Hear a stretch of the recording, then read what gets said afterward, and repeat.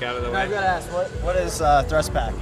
Thrust pack, it will just fire you in one direction, whichever direction you're moving. It's one of our new armor abilities for Halo 4. All right, game 4 That is. will be Lunchbox's favorite loadout, right there. He's going forward the whole time. All right, we're kicking it off with you, neighbor. So there's our Infinity energy Slayer sword right off Drift. the bat, and the scatter shots on the far side. Yeah. On that platform. Let's see what they go for. That's wrong. That didn't change it. Personally, I think it's best. First time even seeing this, but I would go over for the top. I mean, anytime you control the top in the game, like for example, energy sword, you can drop down, sword someone coming up the stairs. Height advantage is always so important in any FPS, especially Halo. You just need to have that height advantage, and if Neighbor didn't choke horribly right there, he would have gotten that easy Would sword you kill. recommend the B slash or the R slash? What slash do you recommend? It all depends on the range. Short range, close the right button slash, and long range, the lunge. Okay.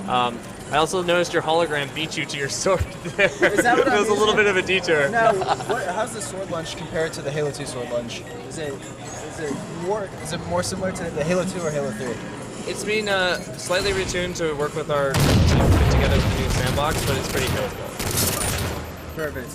Yeah, the sword we love.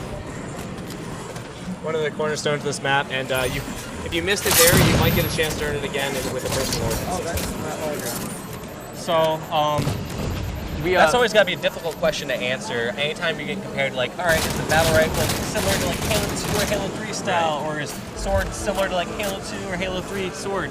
Each game has its own flavor and its own style, and it's like you obviously can't really compare it a lot of times because it's a whole new engine. Earlier today when I was playing, bottom line, Halo 4, it feels good. Yes. The shots felt good. There wasn't anything that I didn't like or felt weird. So that's good. Yeah, well, then we're doing well. Yeah, the thing there is you can't really compare weapons to weapons in a bubble. You kind of have to compare it as part of the whole experience. I mean, if we just could magically take the Halo 1 pistol and put it in this game, would it work with everything else? Would it work with all the new things we brought in? And that's why we've took so much care into actually balancing every little detail of the sandbox. Let's talk to Best Man about the sniper rifle. His thoughts on it. So Nick, you had a chance to shine with the sniper rifle that last game. What are your thoughts on it? It's the Halo sniper rifle, but it's very different. Obviously, it's really big, but I only got a chance to snipe at like 4 or 5 people, and I got a couple body shots. Unfortunately, I didn't get any headshots, so couldn't test it in full force. But it seems a lot more difficult to use than the Reach sniper. So how so? It just seemed like there was a lot more kick on it when you shot. So I was trying to explain that earlier. It felt like there's like a kick or a pull to it after the shots, and I wasn't sure how to explain the rate of fire on it because I wasn't sure if I was just taking a shot too late every time or if the rate of fire seemed to be a little bit bigger compared to, let's say, the Halo 1 or Halo 2 presses. yeah, like Halo 2 sniper, the rate of fire seemed like it shot really fast. This one seemed more like Halo 1. I guess if we were comparing Halo. I made that mistake earlier, and I think the Halo 1 sniper was very similar to Halo 2 as far as rate of fire, possibly even a little bit faster. So to me, it felt like one of the slower ones as far as rate of fire. Yeah, I think it's probably definitely the slowest, but I can see that being a good thing because you see in the past Halos people pull out the most ridiculous snipes and no scopes, and it would just piss you off. So. Right. I would definitely love to get my hands on it once. I don't think it drops on this map, correct? It does, right? It does? Kevin, it drops in this You map? go for the needle first because I want to see how this one plays out. For example, when your ordnance drops, you actually can get needler, and I think a lot of us shied away from it because we haven't seen the power of it yet in this game. Nice. All right, so let's get this needler and let's do some work with it. This is your specialty right here, too, huh? Yeah, buddy. You are correct. So the needlers and whatever else drops the frag grenades, you can see them on your radar as well. Oh, right. The little blue ordnance or whatever, the little blue blip. Well, what they were saying is, as far as balance-wise, Kevin was explaining that they hold it on a higher regard than the loadout weapons. So this should technically be stronger or more powerful than like VR. Oh boy, I'm getting double teamed. I don't know if this is a good needler to swing. Come on. So you got caught off guard. Well, got caught by 2 people, and you didn't engage in the best situation there. So we'll have to check out again later, see what the needle is capable of. Oh, yeah. It's deadly. Yeah, my best advice for that one is just control your distance and try to pick one-on-one fights. All right, so let's go talk to Hoaxer real quick. See what he thinks about the grenades. Let's get some pro player perspectives on the grenades. That's one thing I haven't seen as much yet either, is sticky grenades. I have not seen many people hit anyone get a stick yet.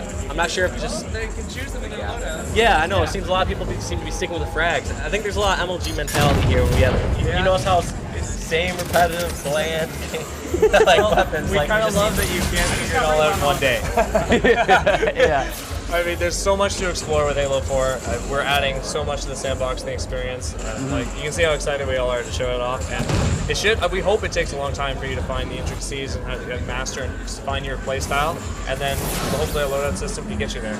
And how do you see a metagame and customization or kind of go on game evolve more? Similar to how you see other games like StarCraft, like the strategy change, the weapon, you know. In this game, I'd like to see how the weapons go on change. Like, all right, yeah, at first everyone seemed VRs, whatever seemed to be the best. Instead of removing stuff, learn how to adapt to it. Exactly, and I hope to see that variety. Because that's one thing that I felt like has hurt the MLG community in the long run, is that we just seem to have too small of a niche, and we don't take advantage of the full game that we have. Right, we nitpick it out of the box. Yeah. And in reality, we just need to take what's out of the box. Absolutely, and Halo 4 brings so many more toys to just kind of build your own sandbox and make it fit your loadout style. So. What are you guys going to be offering out of the box in terms of number of maps and stuff like that?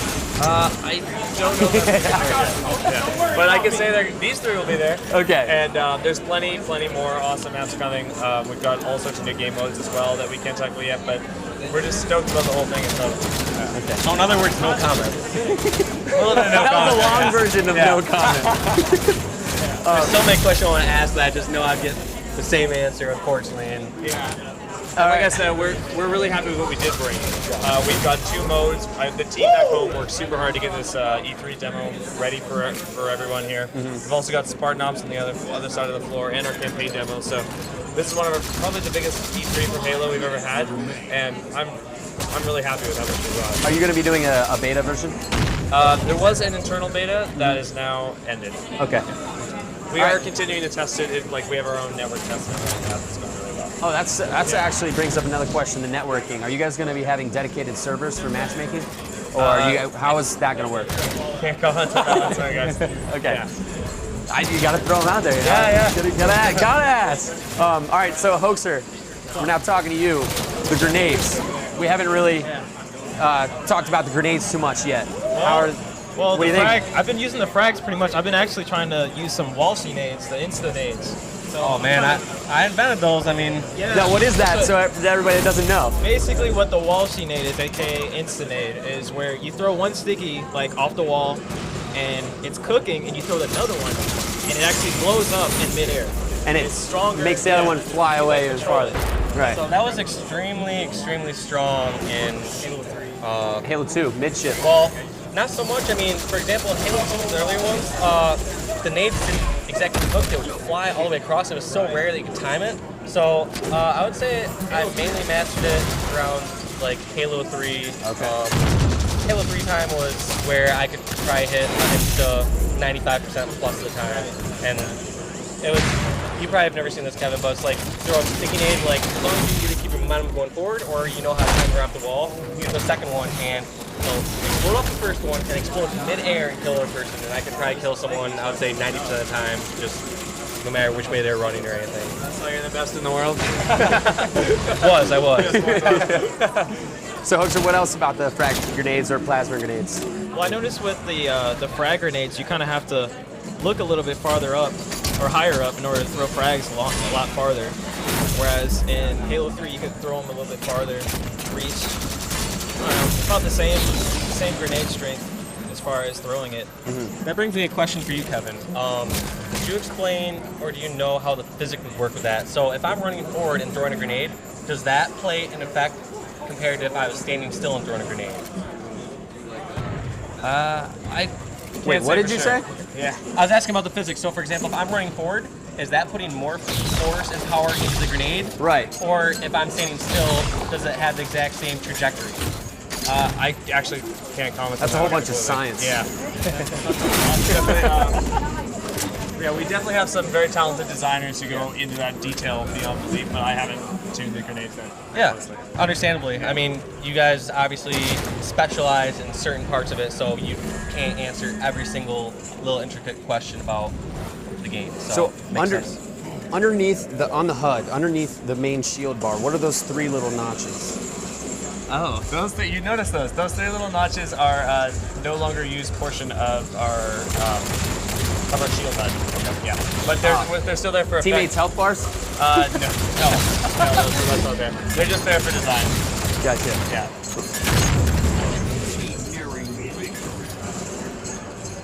And I noticed hit the switch weapon once. Switch your weapon once. I like sort of got that. this battlefield. Okay, pistol. Oh, you notice the announcer just said 5 kills to win, and there was also the combat log message that sort of notified that. So we're really working with dynamic music and more cues to give the players like a better idea of what's going on without staring at that bottom right. So if you were playing Regicide earlier, when the king gets close to winning, you'll hear that dynamic music start pumping in your headset of like, oh, Yeah. next kill could do it. So we're really scripting a lot of those awesome little beats and really telling the story of a multiplayer game. Right, so if it's like tied 48-48, the music gets all intense. Yeah, absolutely. The lights dim and everything. I don't know about the lights. Yeah, I know. definitely the music. Yeah. That's cool though. That's really cool. I like that a lot actually. All right, so blue team is absolutely dominating. Is that 4 in a row? That is 4 in a row. Our last map is Haven, and they're going to be playing Infinity Slayer.